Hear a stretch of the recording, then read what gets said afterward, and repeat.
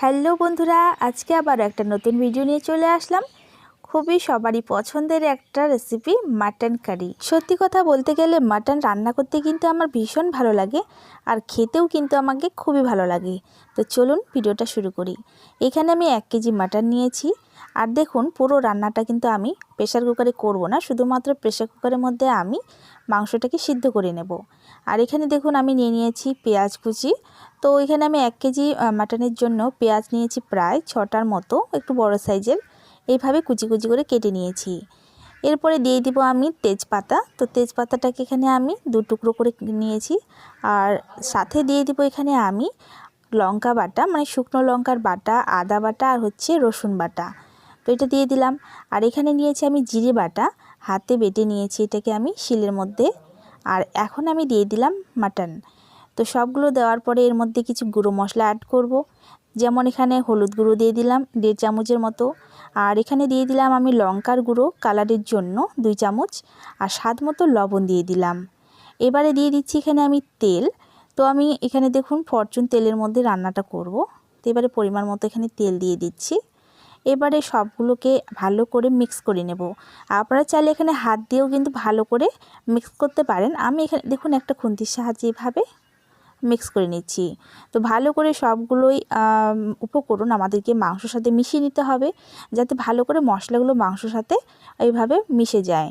এবারে এর মধ্যে দিয়ে দিলাম কিছু গোটা রসুন, খেতে কিন্তু ভালো লাগে। আর এখানে দেখুন সিদ্ধ করে নিয়েছি প্রেসার কুকারে দেওয়ার পরে।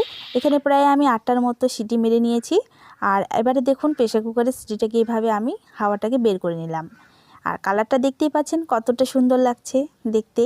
এরপরে এটাকে আমি কড়াইয়ের মধ্যে ঢেলে নেব। আর পুরো রান্নাটা এবারে আমি কড়াইয়ের মধ্যে করব। তো কড়াইয়ের মধ্যে ঢেলে নিয়েছি দেখতে পাচ্ছেন। আর এখন আমরা কি করব, পুরো মাংসটাকে ভালো করে কষিয়ে নেব যতক্ষণ না এর থেকে জলটা শুকিয়ে যাচ্ছে। তো এইভাবে দেখতে পাচ্ছেন মাংস থেকে জলটা কিন্তু অনেকটাই শুকিয়ে এসেছে আর তেলটাও কিন্তু ছাড়া শুরু করে দিয়েছে। এইভাবে ভালো করে কষতে থাকবো যতক্ষণ পর্যন্ত না পুরো মাংসর থেকে তেলটা আলাদা হয়ে যাচ্ছে। তো এইভাবে কষাতে কষাতে দেখুন যখন দেখবেন যে এরকম একটা কালার চলে আসছে মোটামুটি, তখন আমরা দিয়ে দিব এর মধ্যে মিট মশলার গুঁড়ো। তো এখানে আমি 2 চামচের মতো মিট মশলার গুঁড়ো দিয়ে দিলাম। এটাকেও আবার আমরা মাংসর সাথে এইভাবে মিশিয়ে নেব। তো অনবরত আমাদেরকে মাংসটাকে এভাবে নাড়তে থাকতে হবে, না হলে কিন্তু তলায় লেগে যাওয়ার ভয় থাকবে। আর তলায় যদি লেগে যায়, একটু যদি পুড়ে যায়, তাহলে কিন্তু মাংসের টেস্টিটা একদমই বাজে হয়ে যাবে। এদিকে কথা বলতে বলতে মাংস কষানো একদম কমপ্লিট হয়ে গেছে। এরপরে দিয়ে দিলাম আমি পরিমাণ মতো গরম জল ঝোলের জন্য। তো একটু পাতলাই আমি বানাবো, অত একটা গ্রেভি করব না, তবে পাতলা পাতলা গ্রেভিটা থাকবে। এইভাবে দেখুন জলটা দেওয়ার পরে জলটাকে ভালো করে ফুটিয়ে নিতে হবে। তারপরে এর মধ্যে দিয়ে দেবো আমরা গরম মশলা বাটা। তো এখানে গরম মশলার বাটা দিয়ে দিচ্ছি ভালো করে গুলিয়ে জলের মধ্যে। গরম মশলাটা দেওয়ার পরে আবারও আমাদেরকে 5 মিনিটের মতো মাংসটাকে এইভাবে রান্না করে নিতে হবে। 5 মিনিট পরে একটু ঢাকা দিয়ে রেখে দেবো রেস্টের জন্য, আবারও 3 থেকে 4 মিনিটের মতো।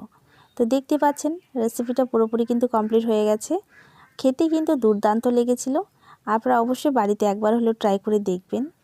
আজকের ভিডিওটা আপনাদের কেমন লাগলো অবশ্যই আমাকে কমেন্ট করে জানাবেন। ভিডিওটা ভালো লেগে থাকলে লাইক কমেন্ট শেয়ার করে দেবেন। চ্যানেলে নতুন হয়ে থাকলে আমার চ্যানেলটিকে সাবস্ক্রাইব করে দেবেন এরকমই নতুন নতুন ভিডিও দেখার জন্য।